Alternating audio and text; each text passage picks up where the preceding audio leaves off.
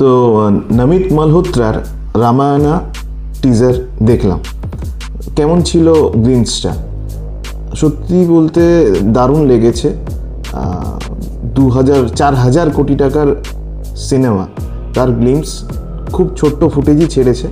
ফুটেজের মধ্যে দেখিয়েছে যে কিছু রাক্ষস, রামের একটুখানি অংশ, রাম ধনুক তুলছে, রাম জঙ্গলের মধ্যে দাঁড়িয়ে আছে এবং রাম সীতা লক্ষ্মণ এক জায়গায় দিয়ে যাচ্ছে।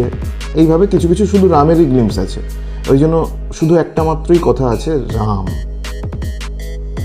এছাড়া এর মধ্যে যে মিউজিক আছে তা হ্যান্স জিমার এবং এআর রহমানের অনবদ্য মিউজিক, অনবদ্য জুটি, সত্যি দারুণ। শুনে মনে হবে ওয়াও, কি শুনলাম, এত সুন্দর। দেখতে তো খুব সুন্দরই লাগছিল ট্রেলারটা, কিন্তু এর মধ্যে কিছু পজিটিভ কিছু নেগেটিভ দিক আছে। পজিটিভ দিক প্রথমেই যদি বলি, রাবণকে যেভাবে দেখানো হয়েছে এবং রাবণের যে বিমান, মানে উড়ন্ত রথ যেটা আমরা পড়েছিলাম, সেই বিমান এখানে দারুণভাবে দেখানো হয়েছে এবং তার কাজ অসাধারণ লেগেছে। এটা অন্য কোনো রামায়ণের মধ্যে দেখিনি এবং এর আগে আদিপুরুষের থেকে তো অনেক অনেক গুণ ভালো ছিল।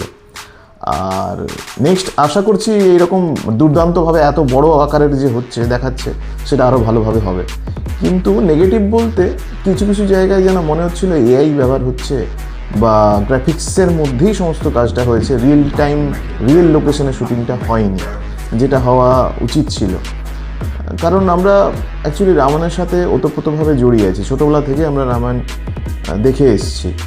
রামানন্দ সাগরের রামায়ণ আমাদের প্রত্যেকের মনের মধ্যে গেঁথে আছে। তো আমরা কম্পেয়ার করতে যাই, এটাই হচ্ছে সমস্যা। কারণ এটার থেকে বেরোতে হবে আমাদেরকে, বেরিয়ে আমাদেরকে দেখতে হবে ওরা কি দেখাচ্ছে। ওরা দেখাচ্ছে যে রাক্ষসগুলো, সেগুলো লর্ড অফ দ্য রিংসের রাক্ষসের মতো লাগছে, মানে ইউরোপিয়ান স্টাইল। কিন্তু আমাদের অ্যাকচুয়ালি এরকম দেখতে ছিল না। রাক্ষসের পুরো বর্ণনা ছিল যে এত বড় হবে, এত বড় তার গোঁফ আছে, ইয়া বড় বড় চোখ, লাল লাল, এতগুলো পা, এতগুলো হাত, এইভাবে বর্ণনা আছে এবং তার একটা আলাদা জাতি হিসাবে এখানে দেখানো হয়েছিল। সেটা এখানে লক্ষ্য করতে পারছি না, সেটা একটা নেগেটিভ এর মধ্যে আছে।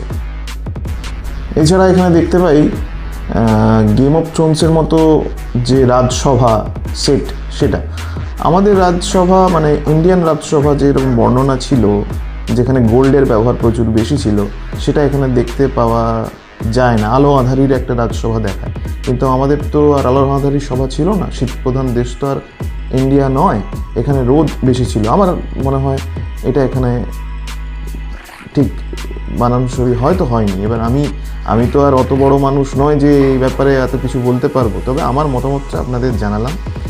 আপনারাও দেখেছেন ট্রেলার, কেমন লাগলো অবশ্যই জানাবেন, কমেন্ট করবেন আর লাইক এবং সাবস্ক্রাইব করবেন।